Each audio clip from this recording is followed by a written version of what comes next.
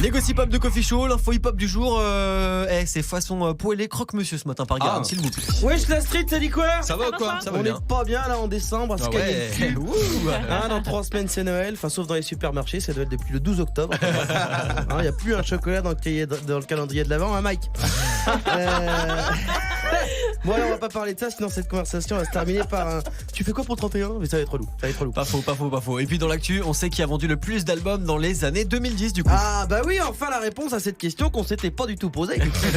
C'est comme les top albums de fin d'année de compte Instagram que tu connais pas. On s'en branle, mais tous les ans c'est les mêmes. Enfin t'as 2 types de top en vrai.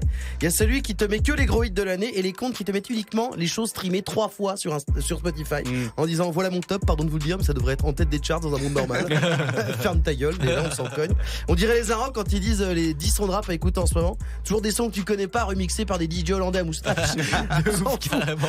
Mais du coup, c'est qui du coup l'album le plus vendu quoi? Ah oui, c'est vrai que j'ai pas dit. J'ai pas dit. Attention, méga surprise. Drake. Vous connaissez Drake? Vite fait. Drake. Avec Take Care, son album de 2011.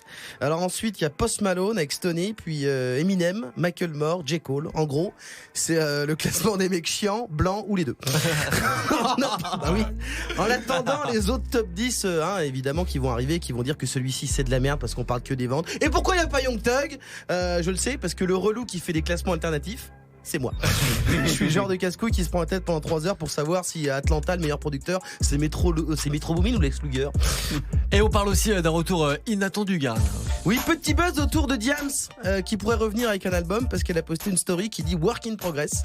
Je vous le dis tout de suite, non, c'est mort. Elle va pas sortir. Elle est en Arabie Saoudite, les femmes ont le droit de conduire depuis l'an dernier. Donc je suis pas sûr qu'elle soit sur un album là maintenant. Coffee Show jusqu'à 9h.